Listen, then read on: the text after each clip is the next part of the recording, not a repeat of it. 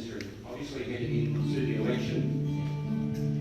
Tipperary is growing 100 hectares of irrigated cotton, and we're growing 200 hectares of dry. Cotton's taking over, Paul. Oh, yeah, there is nothing else now. So we produced that to support the cotton industry, to get developed. Obviously, we're in the lead up to the election, the environmental centre come out quite strongly. The cotton hills rivers. That's simply not true. And as an industry organisation, we stand behind all of our growers when organisations and other groups come out to attack us. We'll be standing there with you to support the industry and to grow our piece of the pie in the territory. So I just wanted to start with that because I'm really proud of the work we've done with the cotton growers. I'm really proud of the work we've done with the mango growers in terms of not having enough workforce for this year. So we've worked tirelessly over 85 meetings and 250 of my man hours plus ILA working full time to get seasonal workers here from ventilation. That has been the most complex thing I've ever dealt with across 8 federal departments, 3 territory departments, and the ventilation government. And NT Farmers led that. So we're there to support you. We are there to let you get on with doing what you do best, which is to grow and farm the territory. And our mantra is about growing our piece of the pie. So we currently worth around 350 million farm gain. We just finished doing our stats. If we had Forestry in, and we've now got a Forestry Industry Association of the Northern Territory, it's around $455 million. We think we can double that over the next 10 years. And the only way we can do that is by working with all of the stakeholders. So the environmental groups are part of the solution, Indigenous groups are part of the solution, we're part of the solution, all the government departments are part of the solution, and we need to work together to achieve that. We're not going to achieve that by argument, we're not going to achieve that by segregating and not including groups. We all need to do this together, and the upside is phenomenal. So today I just want to give a little bit of an outline of our vision for the next 10 years and why we think the way we think. So in order to do that, I'm just going to step back a little bit. So over the last 12 months, it's been a learning experience for me. I obviously came from a very different background. I originally worked for ACORS, their state operations manager. We did have broadacre cropping as part of the portfolio I looked after, but it was predominantly cattle, sheep, and right across Queensland. So there was a lot of learnings for me in that space. I came to the territory as the CEO of the Northern Territory Cattlemen's Association. I did a stint in government before I came over to NT Farmers. All of that has allowed me to grow to understand where we need to go and get better. So the first 12 months for me was a lot around listening to growers to understand what the impediments were. And it came down to half a dozen things.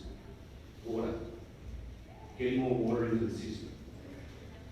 Without water, we don't grow anything. Land, we need more land. Currently, we farm around 45,000 hectares to produce our $350 million. We're in the process of working with Landcorp to deliver another 100,000 hectares into production in 12 months.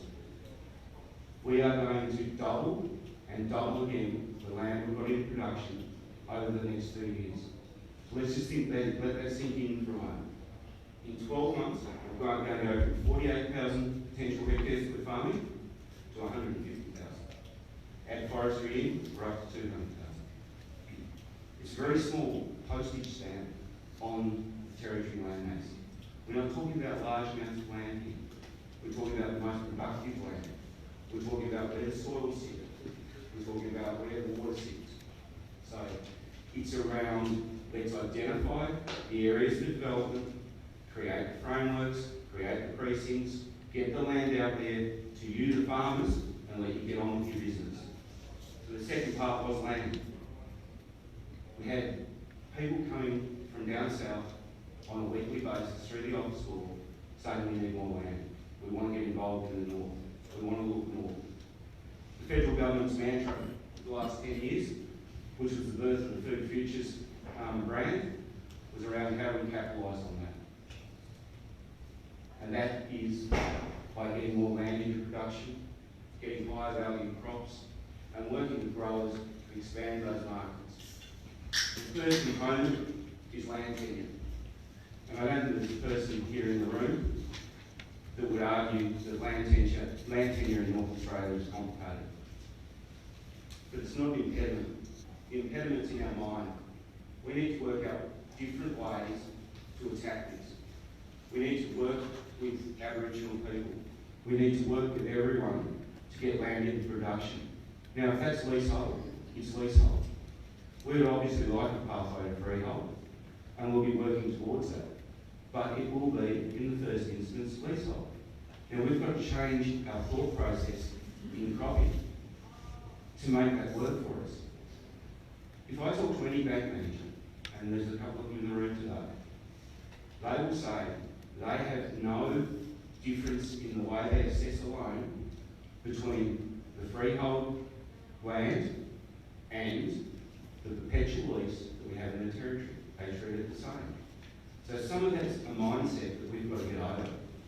We've got to work through these difficulties, because if we don't, we're not going to get a solution. There's got to be a pathway, and there's got to be a way that we can do that. The third thing, or the fourth thing, and it's probably the most critical, and it's the one that's kept me awake for months, is workforce. We've got 2,000 jobs available now in the Northern Territory, kicking mandates. Just let that sink in a minute. We've got how many people have work? And we've got 2,000 jobs available right now in the country to work. We've got to change the way we do this, because we can't keep doing this. This has been around about for decades. We need to work out how we get more people into agriculture. And I'll go through our vision in a moment. Knowledge. We've got a lot of people wanting to grow crops, wanting to start to diversify their properties. We need to work with them so they can get the knowledge. It's a steep learning curve. We need to work with all of those growers that want to have a go, that want to stand up and have a crack. And that's the responsibility of government, it's the responsibility of industry, it's also a responsibility of your neighbour. If he's done it and can do it, there's your greatest asset right next door. We've got to get better at communicating amongst ourselves. The last thing is environmental groups and Aboriginal engagement. For too long, we have had a mantra of it's us against them. It's got to change. Unless we can change that ethos, we will end up losing. And why I say that is, if I go to Melbourne and Sydney, they have a completely different outlook to what we have on what land management is and what we do. So until we change our mantra and start working with these organisations, we're going to continue to butt heads, we're going to continue to burn resources, we're going to continue to put ourselves under pressure instead of doing what we do best and getting on growing. So taking those things into account, we've developed a 5-year workforce strategy.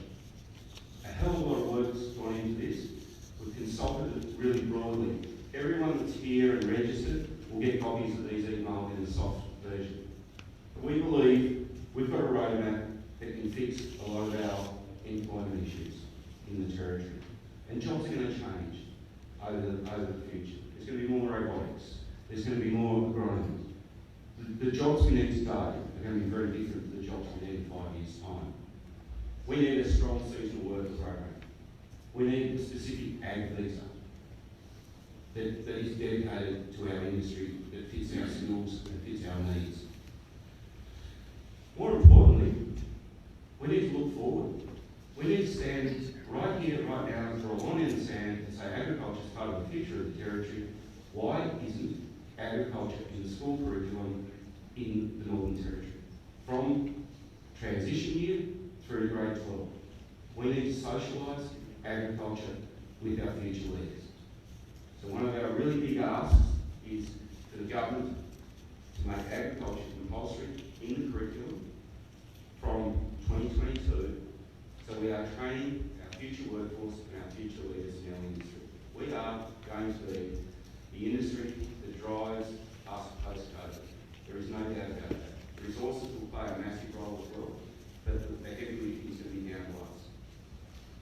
Second component of that is we need a tropical agriculture degree. We train people all up and down the eastern seaboards and in the southern states in agricultural production systems. Why don't we do it in North Australia?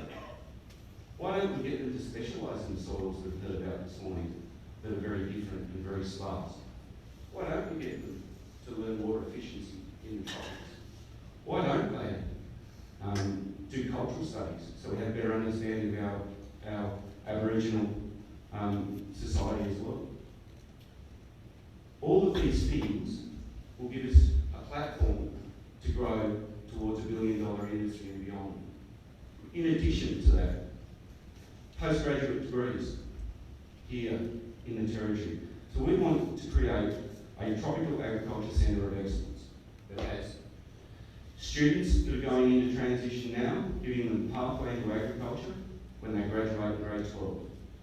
We want them then to be able to go on to a postdoctorate and study the questions that industry wants answered. And I don't know what those questions are, and they'll be different in 5 years' time. But we need to put a higher value on our industry, and that's critical. The next part is around the land, and I don't think it's any secret that we've been advocating very hard through the election cycle. We commissioned a Pricewaterhouse document, which everyone will get a copy of, which is the Northern Territory Agriculture Impact Analysis. Why do we do it? Farmer A over here is doing a development, it's worth $1 million.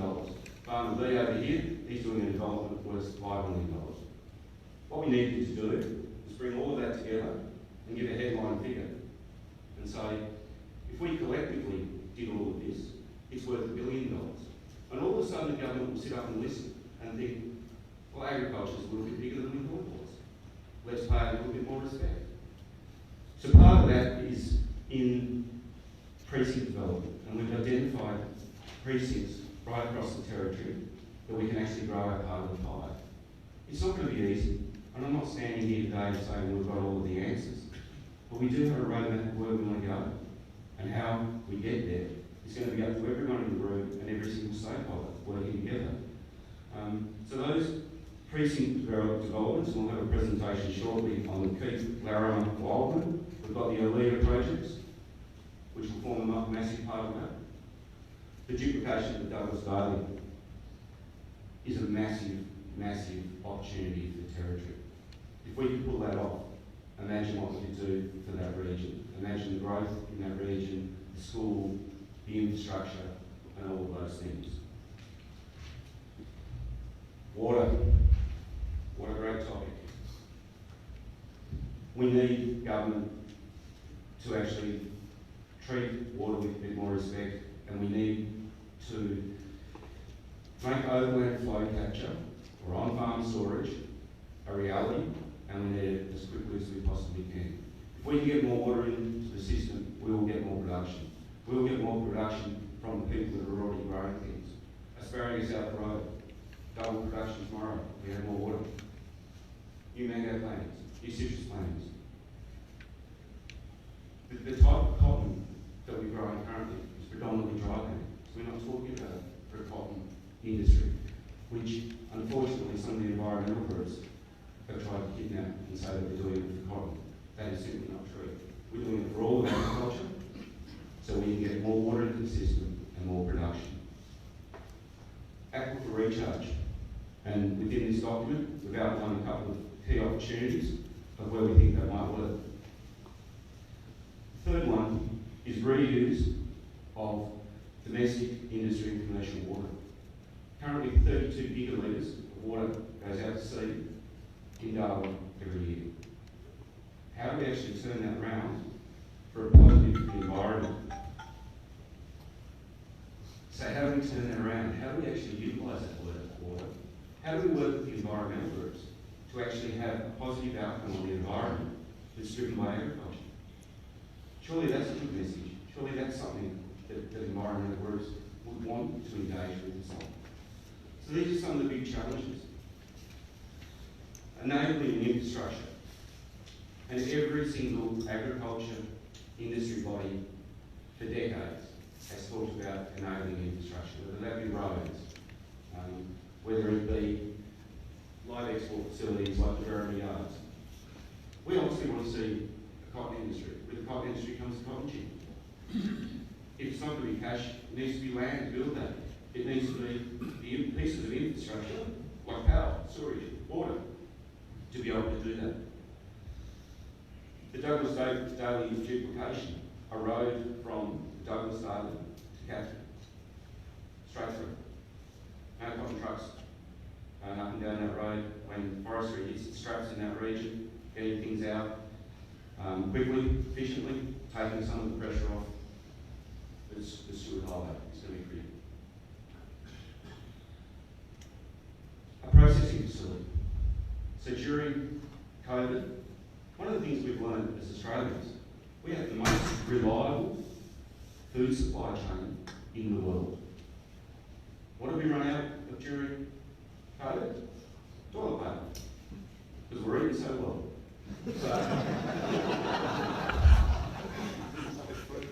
So that supply chain, whilst it's amazing, we supply the highest quality fruit and vegetables and meats and proteins into supermarkets.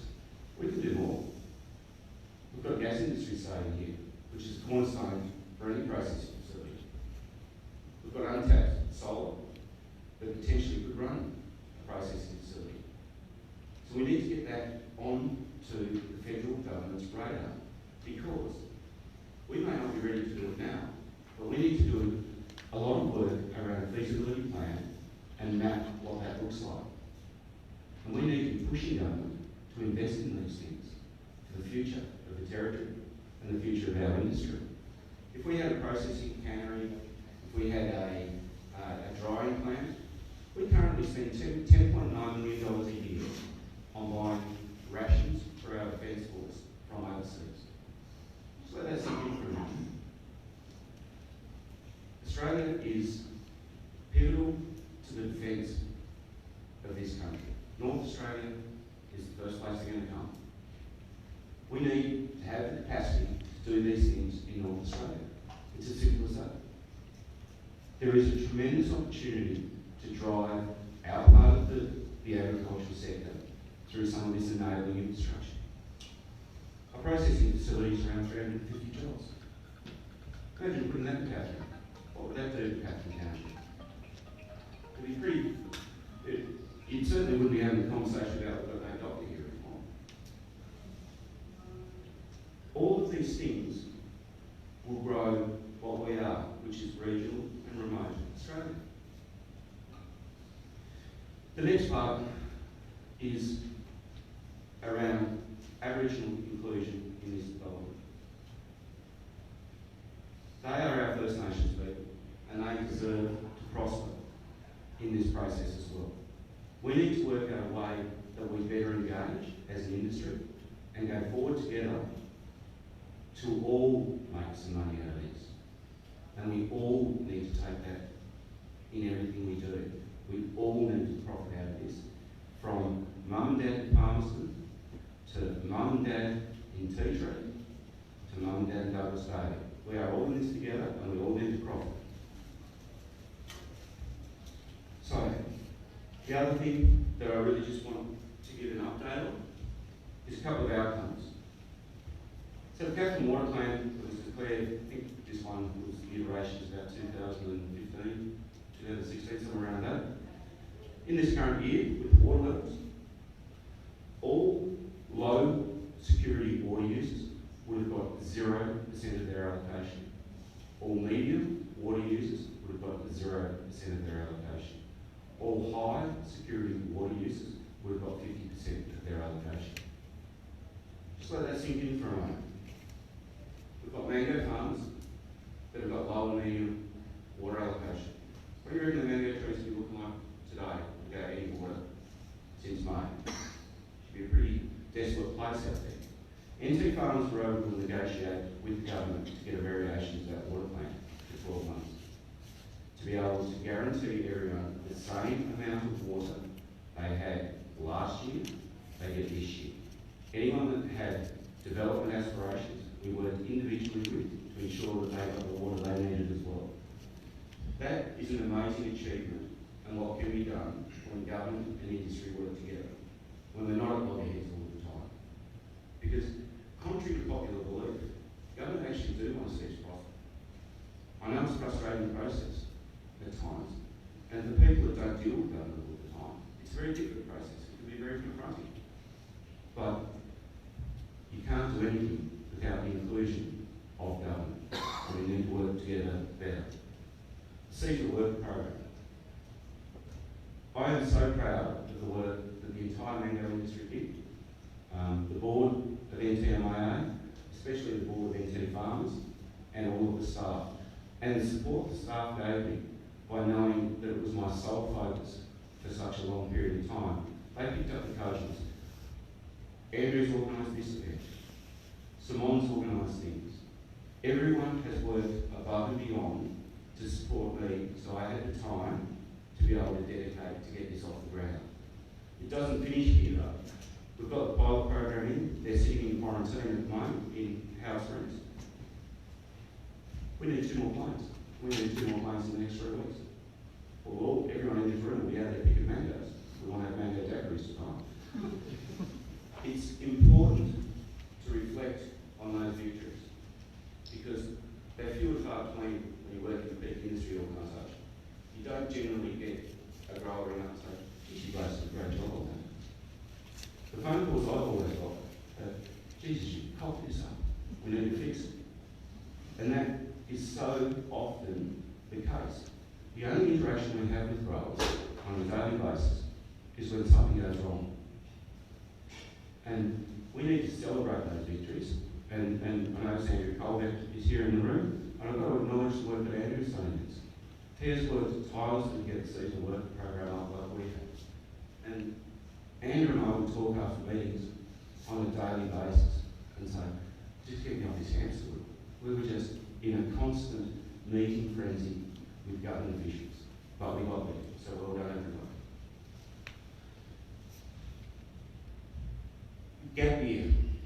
So a lot of kids are going to university, especially up and down the eastern seaboard, do a gap year. They go to Europe, go to Asia, they go on the backpack around and have a little bit of an adventure and come back better people. Come back with more diversity in their views, more understanding about the world. That's not going to be possible for the next few years. So how do we harness that energy and bring those people to regional Australia as our fruit pickers? We've got an idea. Wouldn't it be great if they got a discount off their heads? So you come and do a mango season, you get 10% off your head stand. You get paid for it as well while you do it. All of a sudden, we haven't got the lowest common denominator we're chasing. We've got people who are going to be our future leaders. And what else are they doing? They're learning about agriculture. So when we are having our battle about water or cotton or whatever the next thing is, they're going to have a little bit more empathy for what we do. So I think there's a lot of merit in trying to do things differently than we have in the past. We'll continue to support emerging industries. We'll continue to stand beside cotton growers as groups talk falsely about what we're doing. We'll continue to share information. We will continue to be truthful, transparent, and engage with everyone. We've also run promotional campaigns to get seasonal workers or workers into the mango industry. In partnership with DPIR, Department of Trade, Innovation, something else now. But we did partnership. We regularly had Facebook posts getting 15,000 people in a day, getting that message out that there is a job for you if you want it. Other opportunities. We've created the Forestry Industry Association of the Northern Territory. Something else that I think we should all be really proud of. There is tremendous opportunity. Currently, forestry's farm gate is around 115 million. Over the next 10 years, that will rapidly increase there is significant opportunity for Aboriginal people to become involved in the forestry sector. How do we engage? How do we do that? Biofuels. We currently do some land clearing. Sadly, everything we push over the need to burn. Imagine if we could convert that into a revenue stream. What that would do to offset some of the costs of land clearing. Emerging industries, hemp. There are so many opportunities. We'll hear from avocado growers, and we're going to hear at the last food futures we heard from lettuce growers, and we've now got peanuts in the ground as a result of our last trip to Alice Springs. We can do it. We all work together. We're just about to launch with a major corporate partner. So this is corporate run. A water efficiency project. We'll have a dedicated water project officer to work with growers to try and get efficiencies so they can increase their area of production with the water they've got available. And that's going to be critical going forward. We've all got to do more with less. And we've heard that so often. We'll continue to foster industry partnerships. NBN here today. All of our sponsors. We'll continue to foster those because together we are stronger. We will continue to push for exports into Asia. There's a new export facility opening in just out of the Darwin Airport. The operational second week of October. The 17th of October is the official opening. There's some opportunities in Asia. I've heard there's 2 or 3 people over there. So we need to be working with the growers to get them export ready now, into the future, and make sure that they've got the skills and knowledge to be able to work in that environment without risking their business, because it is a different kettle of fish than selling domestically. The last 2 points are probably the most critical. How are we going to achieve all of this? Through strong, engaged membership. And I know we've got 106 people registered here today. If you're not a member of NT Farmers, join, because we need everyone on board if we're going to achieve an ambitious agenda like we've got. And that's everyone. That's support businesses, that's the tyre companies. Everyone will profit out of a strong agriculture sector. The last thing is Food Futures event, which is one of our major events, our major conference that's held biannually. We had to postpone it. And I thank all of our sponsors of that event, and there are many, for sticking with us and rolling their sponsorship through to the 1st to 4th of March next year, where we'll hold one of the first major agriculture conferences in Australia since COVID. And we'll do it with a fair amount of pride, and we'll do it with a very strong agenda for the future. So I urge everyone in the room to jump online and book a ticket now, because that way you can support us in supporting you to grow the industry. The topic for this year's conference is balancing agriculture with the environment. And it's probably a critical time to do this. If we are going to develop as fast and as much land as we are, we're going to need to take these guys on the journey with us. The amateur fishermen, a very powerful lobby, they need to come along for the ride with us. The Environment Centre of NT has been a critic of ours. We need to engage with them like we've never engaged before. We need to work harder and more transparently than we've ever done before. We need to show the people of the territory what we do on a daily basis and be proud of it. They're a proud farmer. Because I'm certainly proud every time I step into a room to represent farmers. So that's our roadmap to the future. There's a fair unit. We're hoping to have it finished by the middle of next week. And there's going to be a lot of barriers. And there are already a lot of people saying, oh, it's going to be really difficult because of this, because of that. If we don't try, we're going to be sitting here in 10 years' time in exactly the same position. And we will continue to try and forge through, be creative in our thinking to get through the problems that are in front of us. So happy to take any questions. But that's where we citizen organisation for the next 10